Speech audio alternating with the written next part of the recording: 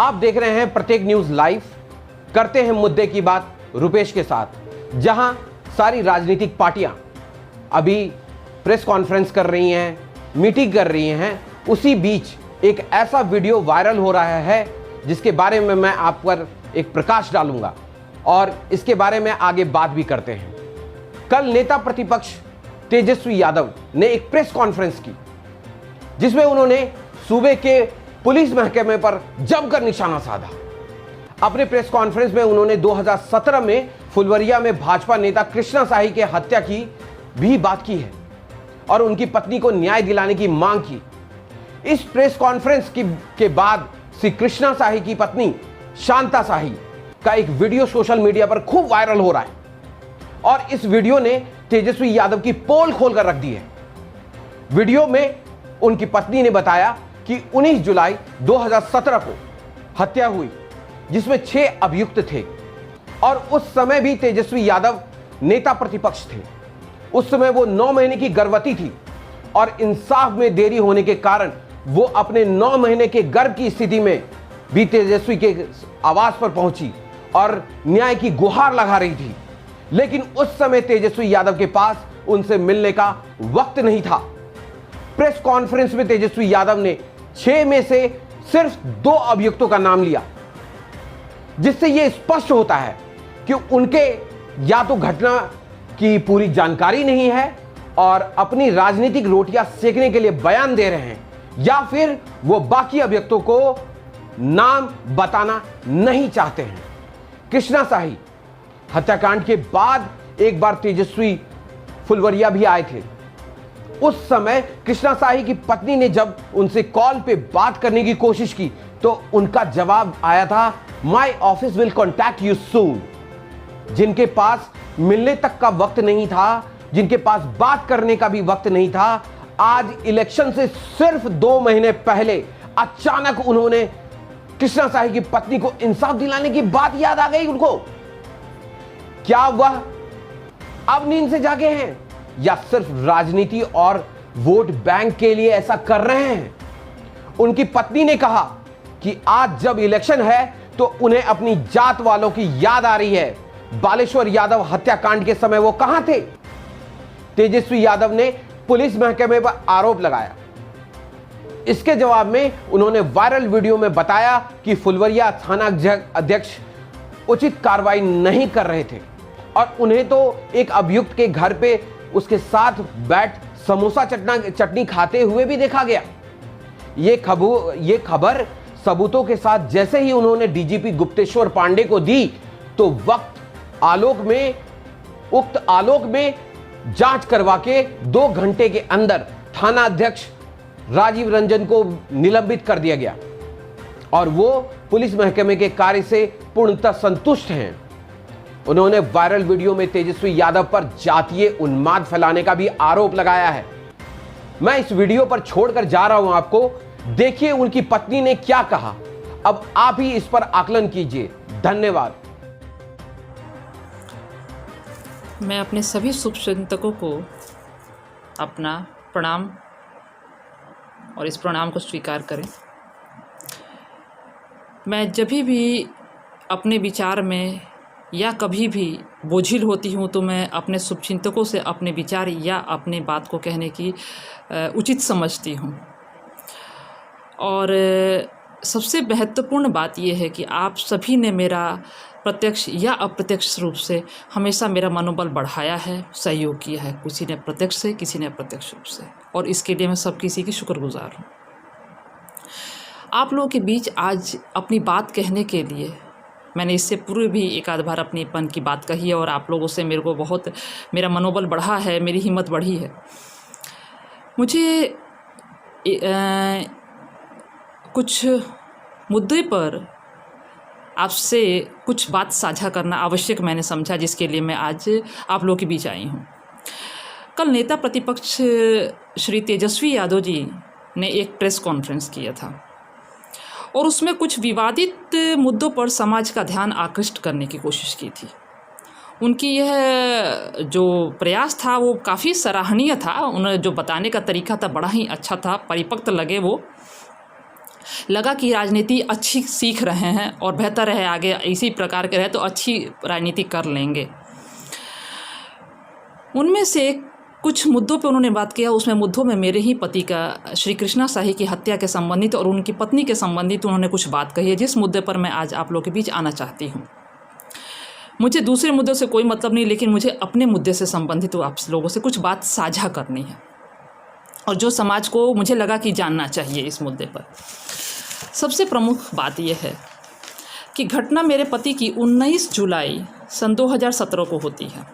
उस समय माननीय तेजस्वी जी और नीतीश जी की सरकार थी और जो एसपी महोदय थे उन्हीं के समाज के थे। और अगर मैं थोड़ा कम जानती हूँ फिर मुझे कहीं ना कहीं से पता था कि उन्हें कहीं संबंधी में दूर दराज के आते भी हैं। उन्होंने 7 घंटे के अंदर अनुसंधान करके केस फाइनल कर दिया था। दूसरी बात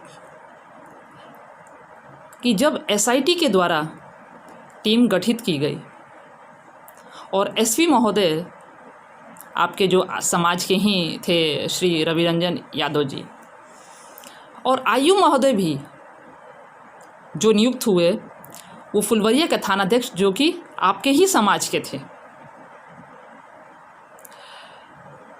और क्षेत्र जिस क्षेत्र में घटना हुई थी वो भी फुलवरिया थाना क्षेत्र जो आपका गृह क्षेत्र है। आप सत्ता में थे, घटना होती है, एसपी आपके समाज का, आईओ आपके समाज का, क्षेत्र आपके समाज। फिर मेरे पति के घटना में उस समय क्यों नहीं किसी तरह का उद्भेदन तुरंत हो पाया या आपने सकारात्मक कदम क्यों नहीं उठाए। दूसरी बात ये कि उसमें 6 अभियुक्त हैं। आपने जिस केस की और जिन फाइलों की चर्चा की, जिन केसों की चर्चा की मेरे पति से श्री कृष्णा शाही के केसेस के संबंध में, उसमें 6 अभियुक्त हैं। आप मात्र 1 अभियुक्त या 2 अभियुक्त का नाम क्यों जान रहे हैं? आपको जानकारी होना चाहिए ना, कोई भी घटना एक आदमी नहीं कर सकता, उसे कई लोग मिलकर करते हैं। तो आप दूसरे अभियुक्तों को क्या बचा रहे हैं क्या, या आपकी मंशा क्या है इस पीछे? या क्या आपके समाज के कोई लोग उसमें सम्मिलित हैं, या आपके वोटर सम्मिलित हैं, या आपकी पार्टी के सम्मिलित लोग हैं कि आप उन लोगों का नाम छुपा रहे हैं, या आपको पूर्ण जानकारी नहीं है केस का और आप आके मीडिया में लाइव बोलना शुरू कर दे रहे हैं। चलिए, अगली बात ये कि जब घटना हुई थी तो उस समय पार्टी बीजेपी के मेरे पति थे, बहुत अच्छी बात है, पर नेता प्रतिपक्ष आप थे। नेता प्रतिपक्ष के क्या कर्तव्य होते हैं? सभी लोग आए, सीपी ठाकुर जी सर जी आए, अरुण साहब जी आए, मिथिलेश जी आए, सभी माननीय विधायक या कुछ ना कुछ कोई आया अपना अपना पक्ष रखने या मेरी सांत्वना देने आया। लेकिन आप बतौर नेता प्रतिपक्ष आप थे उस समय, बाद में भी आप कभी मेरे पास आने के या मेरा दुख जानने के लिए आपने या इस केस के संबंधित किसी प्रकार का उद्भेदन करने की उस समय ज़रूरत नहीं समझा आपने। 3 साल के बाद आपको इसकी दर्द क्यों शुरू हुआ? इलेक्शन से मात्र 2 महीना पहले आपको ये दर्द शुरू होता है कि नहीं, भूमिहार के लिए मुझे खड़ा होना है और कृष्णा शाही के केस का उद्भेदन होना चाहिए। 3 साल आपने क्या किया? मैं आपकी बात करती हूँ। जब घटनाक्रम हुआ था 19 जुलाई 2017 को, उस समय मैं 9 माह की गर्भवती थी। उस स्थिति में मैं जाकर के आपके दरवाजे, आपके संबंधित आपके दरवाजे, आपके गेट पर मैं बह के गिड़गिड़ाई हूँ और आपसे भी मदद की मैंने उम्मीद मांगी। आप तक मैंने अपनी सूचना तक पहुँचाई किसी न किसी माध्यम से, और आपने मेरे से मिलने की इजाज़त नहीं दी। आपके पास समय नहीं मिल पाता था आपको। उस समय आपको इस केस की नहीं याद आती थी। मैं व्यक्तिगत रूप से गई हूँ, इसलिए बोल रही हूँ। कष्ट इस बात का है कि आप मेरे पति का केस को लेकर के इस समय राजनीति कर रहे हैं, जो कि आपको शोभा नहीं देता। आप उस परिवार से ताल्लुक़ रखते हैं जो आपका राजनीतिक आपको विरासत में मिला है। आपको ये शोभा नहीं देता। आप किसी सम्मानीय इंसान के पुत्र हैं और आपको ये शोभा नहीं देता है। जब मैं व्यक्तिगत रूप से आपके पास गई थी, और सबसे बड़ी बात है कि इससे बाद भी आप जब फुलवरिया में आए थे, मैं आपसे मिलने गई थी, मैंने आपसे बात किया था, फ़ोन से बात किया था। आपने क्या कहा था? My office will contact you soon. आप मुझसे मिलने क्यों नहीं? मैं आपसे मदद ही तो मांगने गई थी। तो आप इस समय मात्र इलेक्शन के 2 महीना पहले आपको भूमिहार याद आ रहा है, अपनी जात याद आ रहा है। आप जातों में, 2 जातों में लड़ाई कराने का मंशा लेकर के आप ये खेल खेल रहे हैं, जो कि शोभा आप नहीं देता है। आप एक माननीय विधायक हैं, कहीं विधायक बने हैं, आप किसी पद पे रहे हैं, आपने एक समय दिया है और कुछ सीखा है तजुर्बों से। ये शोभा नहीं देता माननीय आपको कि आपको 3 साल आपको कुछ याद नहीं आता है, और 3 साल के बाद जो ये पत्नी खुद आपके दरवाजे गई है, आपसे खुद फोनिकली आपके ही भाई ने मेरे से बात करवाया है, मैंने आपसे मदद मांगी। और सबसे बड़ी बात है कि 2 साल आपके ही जात के, आप अब जात पर कहते हैं, आपके ही जात के आयु महोदय ने कलम तक नहीं चलाया। कई बार उन्हें फटकार मिली ऊपर उच्च अधिकारियों से।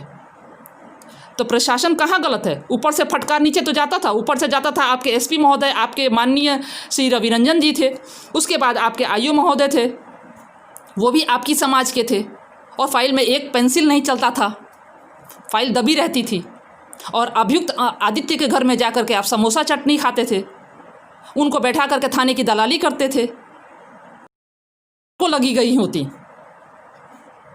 कहते ना हम औरतों की दुआएं बहुत काम करती हैं, लेकिन आपने इस समय गंदी राजनीति के तहत, जाति को बांटने की राजनीति के तहत आप गंदी खेल करके चले आए हैं यहाँ पर। मैं भी तो आपके पास गई थी, आपसे बात की हूँ, रिक्वेस्ट की हूँ, उन्होंने भी नहीं किया है। और दूसरी बात ये देखिए, प्रशासन ने मदद नहीं किया आप कहते हैं, सरकार ने नहीं मदद किया आप कहते हैं। आप सुरक्षा देने आए थे हमें कि इसी प्रशासन ने मेरे घर में 2-2 सुरक्षा दिया है। किस आधार पर? अगर इस समाज को या इस सरकार को या सत्ता को या प्रशासन को हमारी सुरक्षा का ध्यान नहीं रहता, तो जिस एक घर में एक सुरक्षा मिलना मुश्किल होता है, जिसके घर में 2-2 सुरक्षाएं दी गई हैं। मैं भी सामाजिक आदमी हूँ, मुखिया हूँ, मुझे भी सुरक्षा दी गई है। मेरे जेठ भी सामाजिक आदमी थे, उनको भी सुरक्षा दी गई, और आए दिन उनकी सुरक्षा पूर्ण ध्यान दिया गया। तो ये कहिए कि आप कहते हैं समाज सहयोग नहीं कर रहा है, सरकार नहीं सहयोग कर रहा है, तो आप सहयोग करने आए कब आए? 3 साल में आप सहयोग करने की, आज 2 महीना पहले आप राजनीतिकरण करने चले आए हैं। बुरा मत मानिए, आप अपने समाज के भी नहीं हैं। अगर अपने समाज के होते ना, तो मैंने आपको कहा ना कि बलेसरा कांड में आप जा करके अभी तक निस्तारण कर दिए होते, उस औरत के आंसू पोंछ दिए होते। आप कभी गए? नहीं गए। और इस समय आप शाही जी की मिट्टी पर राजनीति खेल रहे हैं गंदी। शर्म आनी चाहिए आपको, ईश्वर आपको कभी माफ़ नहीं करेगा। आपने मेरे गेट नहीं खोला अपने घर का, और आज आप कह रहे हैं कि कृष्णा शाही की पत्नी का न्याय मिलना चाहिए। उस दिन आप क्या सोए हुए थे जो आज नया आप जाग गए हैं? अरे राजनीतिक विरासत आपको मिला है, आप कुछ तो अपने पिताजी से सबक सीखिए, और गंदी राजनीति मत कीजिए, जातिगत राजनीति मत कीजिए। आप कह रहे हैं आपको यादव समाज का हमें पूर्ण सहयोग मिला है। मैंने आपके किसी द्वारा आपका मेरा मैसेज मेरे पास आया था, मैंने उस समय भी कहा था कि मेरे पति के ऊपर राजनीति करने की कोई ज़रूरत नहीं है। जब आज तक आप मेरी मदद के लिए नहीं है, तो आज राजनीति करने आ रहे हैं। 2 महीना पहले, इलेक्शन के पहले आपको नींद से जागे थे क्या? ये अभी तक 3 साल सो रहे थे, जो आज आपकी नींद खुली हुई है, और आप करके गंदी राजनीति खेल रहे हैं। मुझे पूर्ण उम्मीद है प्रशासन पर, मुझे अपने प्रशासन पर उम्मीद है, मुझे अपने पुलिस महकमे पर उम्मीद है कि वो जल्द ही केस का निस्तारण करके और बेहतर रिजल्ट लेकर के आएगा। मैं संपर्क में हूँ, मैं हर जगह जाती हूँ, मुझे सहयोग मिलता है। जब मिलता है मुझे, तो मैं उसकी बुराई क्यों करूँ? आपसे नहीं मिला, इसलिए मैं आपको वार्निंग दे रही हूँ। प्लीज़ मेरे मैटर में राजनीति करने की कोई ज़रूरत नहीं है। 2 महीना पहले आप गंदी राजनीति मत कीजिए। आपके एसपी साहब आपकी बिरादरी के थे, वो बर्बाद कर दिए केस को। आपके आयु साहब आपके बिरादरी के थे, वो बर्बाद किए। आयु साहब आपके कहते थे हमसे कि हम बड़ी बड़ी रुतबे वाले आदमी की रिश्तेदारी है मेरी, लेकिन माननीय डीजीपी साहब ने किसी बात को महत्व नहीं दिया। ये जानने सुनने के बाद उन्होंने 48 घंटे के जांच के बाद उनको सस्पेंड कर दिया, और सक्षम अधिकारी को मेरी जांच दे दी पति की। तो मेरे लिए प्रशासन अच्छा है, ये बचे खुचे, और मुझे जल्दी ही न्याय मिल जाएगा। और मुझे अपने समाज पर, मैं अपने समाज के लोग का हमेशा शुक्रगुजार हूँ। हर पग पग पर सहयोग दिया, तो संघर्ष में मेरा समाज मेरे साथ रहा है। हाँ, प्रशासन भी मेरे साथ रहा है, मुझे पूर्ण सहयोग मिला है। इतना आज तक मुझे नहीं लगता कि किसी भी बड़े बाहुबली को कितना किसी को मदद मिला होगा। मेरा भी पति भी, मैं एक सामान्य इंसान हूँ, मेरा पति भी एक सामान्य कार्यकर्ता थे, बावजूद मुझे बहुत सहयोग मिला है इस प्रशासन का, और मिले हुए सहयोग को मैं दरकिरार नहीं करूंगी। और आप प्लीज़ अपनी गंदी राजनीति बंद कीजिए। मैं आपके दरवाजे पर 10 बार धक्का खाने के लिए गई हूँ, और 10 बार गिड़गिड़ाई हूँ। 9 महीने का पेट लेके आपके दरवाजे गिड़गिड़ाई हूँ, तभी भी आपका गेट मेरे लिए नहीं खुला। और साल भर पहले ना, 1.5 साल पहले मैं आपके दरवाजे पर गई थी, आप यहाँ फुलवारिया में आए थे, तो मैंने आपसे बात किया था ना कि मेरी मदद कीजिए। आपके पास मेरे लिए समय नहीं था। आज आपके पास समय निकल आया है, प्रेस कॉन्फ्रेंस आप कर रहे हैं। एसी रूम में बैठ करके प्रेस कॉन्फ्रेंस करना आसान है और सड़कों पर संघर्ष करना बहुत मुश्किल है। कार्यकर्ताओं और लोगों की भावनाओं से मत खेलिए और जातिगत विद्वेष मत पैदा कीजिए। आप लोग को, आपको इसके माध्यम से मैं सूचित कर रही हूँ कि मेरे मामले में आप अपने घर का न्याय दिलाइए और कम से कम अपने समाज के 2-1 लोगों को न्याय दिलाइए। आप मेरे न्याय की चिंता मत कीजिए। 3 साल जब नहीं चिंता किए ना, तो इलेक्शन के नाम पर राजनीति मत कीजिए। कृपया आपको शर्म आनी चाहिए, क्योंकि मैं भुक्तभोगी हूँ आपके क्रियाकलाप का। आपने किसी तरह का कोई मेरे को मदद नहीं किया। उस समय आपके बच्चे थे,